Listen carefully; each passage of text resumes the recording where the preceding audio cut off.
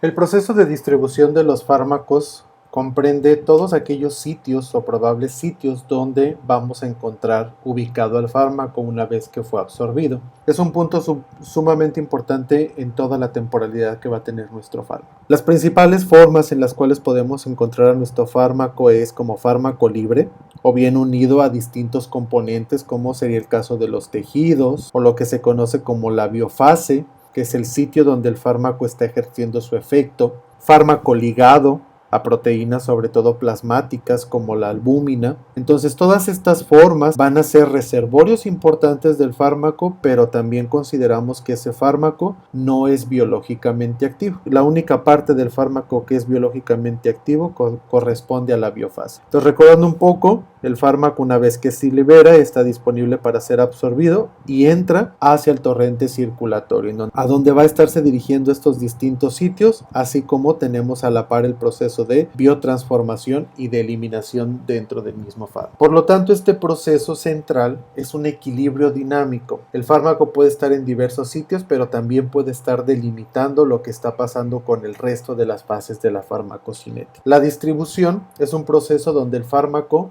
abandona generalmente el torrente sanguíneo y de forma reversible, es decir, puede regresar al torrente sanguíneo para poder entrar a otros espacios como el espacio intersticial o el agua que se encuentra en los tejidos o bien directamente en las células de los tejidos. ¿De qué va a depender principalmente el proceso de distribución? Depende de el flujo sanguíneo que tenga cada uno de los tejidos. Entre mayor cantidad de sangre le llegue a un tejido, mayor cantidad de fármaco va a existir en ese tejido, permeabilidad capilar, para que este fármaco pueda difundir fácilmente hacia los tejidos. De la capacidad del fármaco de unirse a proteínas plasmáticas o proteínas dentro de cada uno de los tejidos, la afinidad, de la hidrofobia relativa del fármaco, de qué tan liposoluble es. El pH vimos que también delimita el paso de los fármacos a lo largo de las membranas y de los tejidos, del volumen tisular. Entre un tejido tenga mayor volumen, va a tener mayor espacio para poder incorporar ahí al fármaco. Uno de los principales mecanismos que delimita el proceso de distribución del fármaco es su unión a las proteínas plasmáticas. ¿Por qué? Porque estas proteínas, como la albúmina y algunas otras, como las alfa-glucoproteínas, las globulinas o anticuerpos y sobre todo las lipoproteínas, son aquellas proteínas que vamos a tener abundantemente en sangre. Entonces, estas proteínas, su función es transportar e interaccionar con otras moléculas. Entonces, cuando administramos un fármaco y llega al torrente circulatorio, estos fármacos tienden a unirse hacia las proteínas plasmáticas. Sin embargo, el fármaco unido a estas proteínas plasmáticas va a ser un fármaco inactivo, está secuestrado, está funcionando como un reservorio de fármaco. Adicionalmente a que es un fármaco con el cual no tenemos efectos, también este fármaco puede quedar secuestrado del proceso de eliminación, tanto de la fase de metabolismo como la fase de excreción. Entonces, si un fármaco tiende a unirse a las proteínas plasmáticas, pues va a ser un fármaco que va a quedar por mucho tiempo almacenado dentro del cuerpo.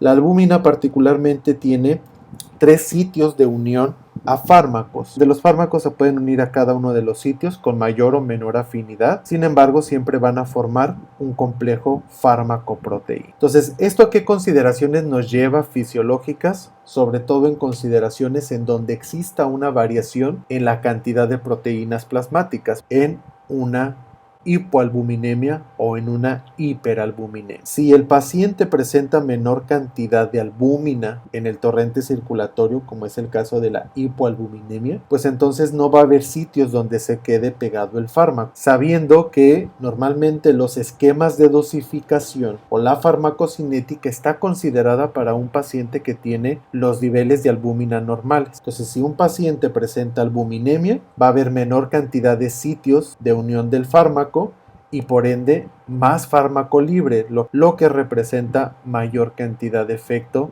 farmacológico migrando hacia los efectos adversos. Por otro lado, si un paciente presenta hiperalbuminemia, que exista mayor concentración de albúmina en la sangre, entonces va a haber más sitios que estén secuestrando al fármaco y por lo tanto no se estén alcanzando las concentraciones terapéuticas. Mencionamos que esta unión de los fármacos hacia las proteínas plasmáticas depende en gran medida de la afinidad que guarden los distintos fármacos por las proteínas plasmáticas, y esta información normalmente la van a encontrar en porcentaje, grado de afinidad. Aquí tenemos una tabla que menciona solamente algunos ejemplos de fármacos en donde tienen una afinidad escasa, no se van a unir a proteínas plasmáticas como el atenolol, la digoxina, nivel intermedio de afinidad como la carbamazepina, las penicilinas y algunos otros fármacos. Sí tiene un alto nivel de afinidad como la amiodarona, la anfotericina C y algunos otros fármacos, o muy alto como las benzodiazepinas, que es uno de los fármacos para tratar trastornos de sueño, entre algunos otros. ¿Qué significa esto? Si un fármaco tiene alta afinidad por las proteínas plasmáticas, en el caso que el paciente tenga una modificación de estos niveles de proteínas plasmáticas, entonces las concentraciones del fármaco se van a encontrar también variables, también se van a afectar. En el caso de los fármacos que no tengan una alta afinidad por proteínas plasmáticas, el hecho que existan variaciones en cuanto al nivel de proteínas plasmáticas pues no se va a ver afectado en gran medida, a diferencia que cuando sí existe mucha afinidad. Tenemos diversos factores que alteran la albúmina, sobre todo plasmática. Recordemos de dónde sale la albúmina principalmente, del hígado. ¿Y de qué depende la concentración de albúmina en la sangre? De la cantidad de agua que tengamos. Entonces cualquier factor que altere la cantidad de albúmina y la concentración o el nivel de agua, pues entonces va a afectar directamente el nivel de proteínas plasmáticas y obviamente la unión a los fármacos. Entre los factores que disminuyen los niveles de albúmina plasmática tenemos, por ejemplo, aquellos pacientes que tengan algún tipo de compromiso hepático, algunos pacientes que se hayan sometido recientemente a una cirugía, el embarazo, fibrosis quística, insuficiencia renal y algunos otros. En el caso de algunos factores que aumentan la albúmina plasmática tenemos el ejercicio directamente, esquizofrenia, neurosis, paranoia, psicosis o inclusive tumores benignos en el hígado. ¿Sí? Porque demandan mayor cantidad de proteínas plasmáticas. En el caso particular, por ejemplo, de la deshidratación, que el paciente esté perdiendo alguna cantidad importante de agua, pues también se van a ver, si no aumentadas en cantidad, sí en concentración, por esa modificación en el equilibrio hidroelectrolítico. Ahora, ¿qué determina que un fármaco se vaya hacia los tejidos? Lo que va a determinar principalmente son las concentraciones de fármaco en sangre y en ese tejido. Si el tejido ya está lleno de fármaco, pues entonces eso va a dificultar un poco el proceso. Pero si la sangre representa mayor concentración de fármaco con respecto al tejido, entonces va a tender a fluir muy fácilmente hacia el tejido. Esto se conoce que a favor de un gradiente.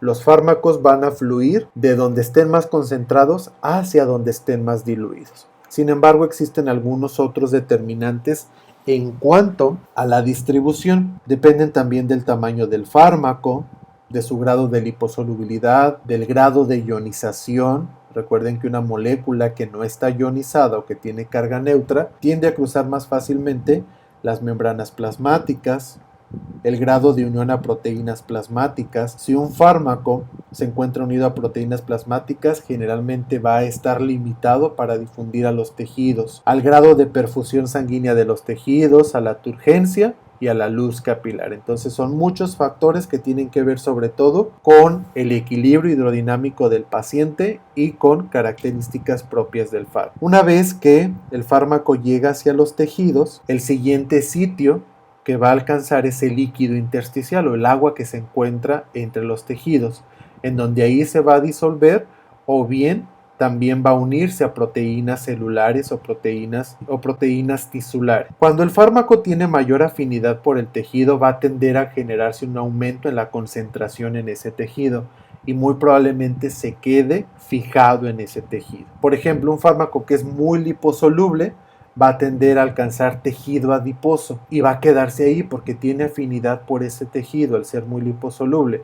Por ejemplo, si vamos a administrar un fármaco liposoluble en un paciente que no presenta una gran cantidad de tejido adiposo, pues entonces va a ser distinta la distribución contra un paciente que sí presenta un tejido adiposo abundante, como los pacientes con sobrepeso u obesidad. Entonces ahí la cantidad de fármaco que tenemos que administrar es diferente. Al paciente normopeso le tenemos que administrar la cantidad correcta, pero si el paciente presenta obesidad, como el fármaco va a tender a irse a ese tejido, pues tenemos que incrementar la dosis de fármaco para tratar de mantener la concentración plasmática estable. El fármaco se puede ir a sitios muy especiales que son normalmente de difícil acceso, como es el sistema nervioso central, al sistema ocular, a la placenta, a las lágrimas o la leche.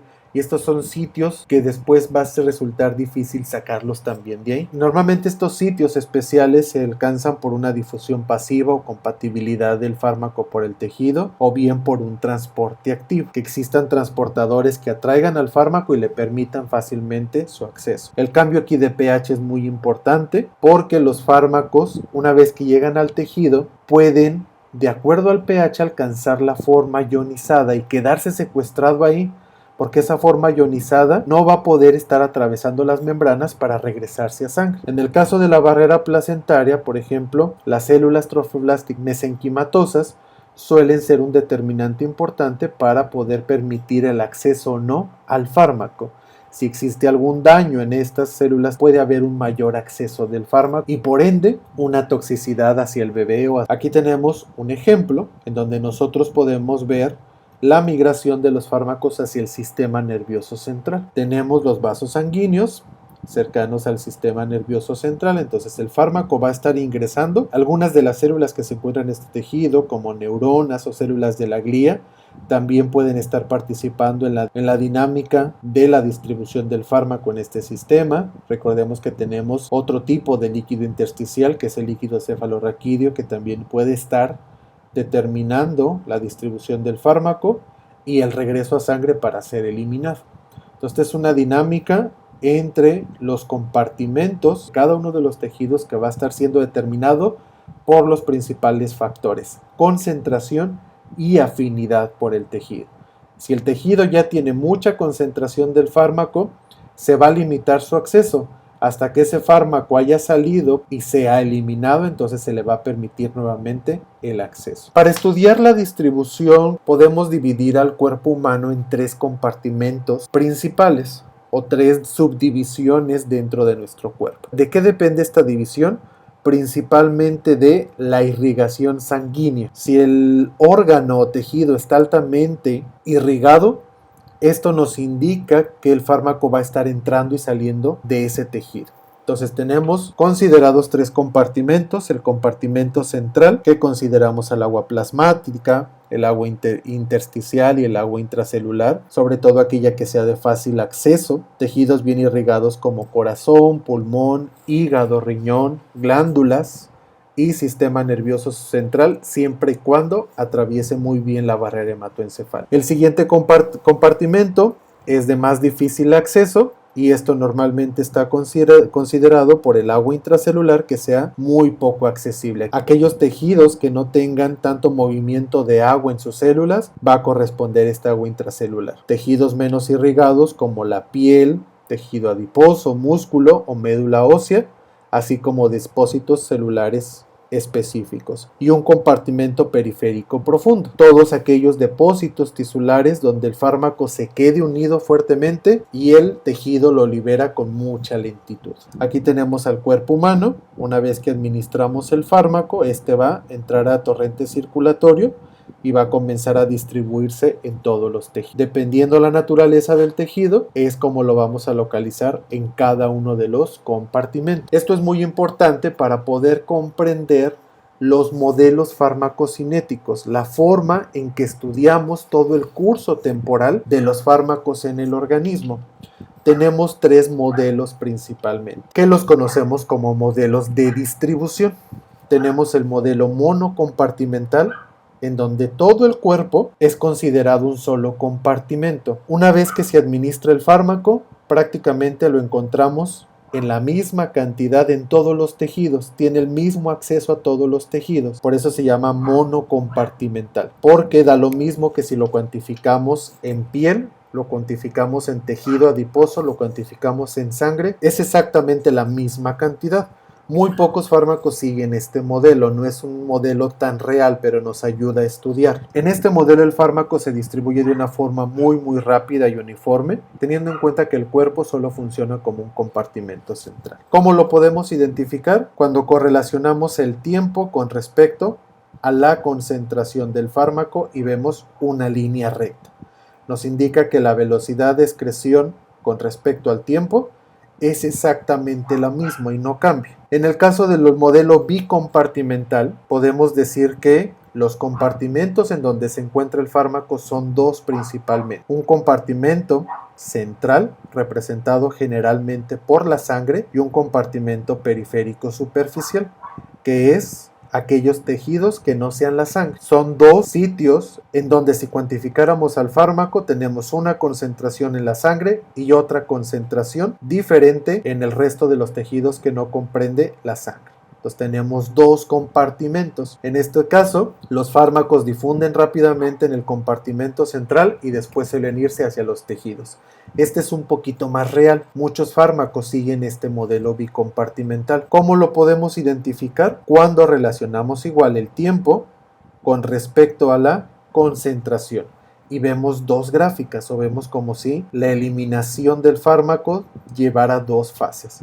La fase alfa y la fase beta, en donde la fase alfa, la eliminación se está dando principalmente desde el compartimento central, y en la fase beta depende de qué tanto el fármaco del segundo compartimento está regresando al primero para salir. Aquí es importante mencionar que solamente el compartimento central es el que se encarga de eliminar al fármaco. Y el último modelo de distribución es el modelo tricompartimental, de 3 compartimentos. Y esto se alcanza porque podemos dividir al fármaco en 3 espacios diferentes: el compartimento central, el compartimento periférico superficial y los compartimentos periféricos profundos. Cuando el fármaco tiende a unirse de una forma muy fuerte hacia los tejidos, entonces va a estar difundiendo poco entre el resto de los compartimentos. Entonces, si cuantificáramos al fármaco en cada uno de los compartimentos, tenemos cantidades diferentes. ¿Cómo lo podemos identificar? Igual, relacionar tiempo contra concentración. Y podemos obtener estas gráficas o ver estos comportamientos. La eliminación alfa, beta y gamma. Esto nos habla que el fármaco se elimina de diferente manera con respecto al tiempo, y esto depende sobre todo de la salida del resto de los tejidos. Por ejemplo, administramos un fármaco por la vía intravenosa, rápidamente se distribuye en el torrente sanguíneo, pasa posteriormente hacia el compartimento periférico superficial y después de este está migrando hacia los órganos que lo fijan fuertemente. ¿Qué va a pasar con la eliminación del fármaco? El fármaco comienza a salir primero del compartimento central, porque es el que está conectado directamente con las vías de eliminación, y una vez que salió de aquí, el compartimento periférico superficial empieza a regresarlo a la sangre para que también vaya saliendo. Y sería esta segunda fase. La primera fase es la que sale directamente del compartimento central. Y esta última fase de eliminación va a corresponder a que el fármaco que está muy profundamente o en tejidos fuertemente unido, ya cuando no existe fármaco en el resto de los compartimentos, pues entonces empieza a migrar hacia el compartimento central para ser eliminado. Y es esta última cantidad de fármaco, cantidad residual de fármaco, que tenemos por eliminar. Un parámetro muy importante para poder identificar y estudiar la distribución de los fármacos es lo que conocemos como volumen de distribución. ¿Qué representa el volumen de distribución? El agua corporal en donde el fármaco se encuentra ubicado. Como siempre lo vamos a tratar en función de una concentración, entonces el volumen de distribución nos da una idea de en dónde se encuentra acumulado el fármaco. Si consideramos más o menos los compartimentos acuosos de todo el cuerpo, vamos a recordar más o menos que el agua plasmática son aproximadamente entre 3 y 4 litros, en el caso del agua intersticial son aproximadamente 12 litros y en el caso del agua intracelular va a corresponder hacia los 28 litros aproximadamente. Conjuntando esto nos dan aproximadamente un volumen para un paciente de 70 kilogramos de 45 litros de agua. Entonces este volumen de distribución a nosotros nos ayuda a determinar el sitio acuoso donde se puede encontrar el fármaco y tener una idea de dónde puede estar encontrado. ¿Cómo podemos conocerlo? El volumen de distribución nosotros lo calculamos a partir de la cantidad de fármaco que estamos administrando y midiendo la concentración plasmática que se alcanza después de haber administrado una dosis intravenosa. Imagínense que nosotros queremos saber dónde está el fármaco, entonces damos cierta cantidad de fármaco, por ejemplo 100 miligramos, permitimos que se distribuya y después tomamos una muestra de plasma para poder cuantificar al fármaco. ¿Ok? Entonces, si dimos 100 miligramos y tenemos una concentración después de la distribución de 33 miligramos por litro, nosotros, al poder calcular esta relación de 100 miligramos contra 33 miligramos por litro, nos da un volumen de distribución de 3 litros. ¿Qué significa esto?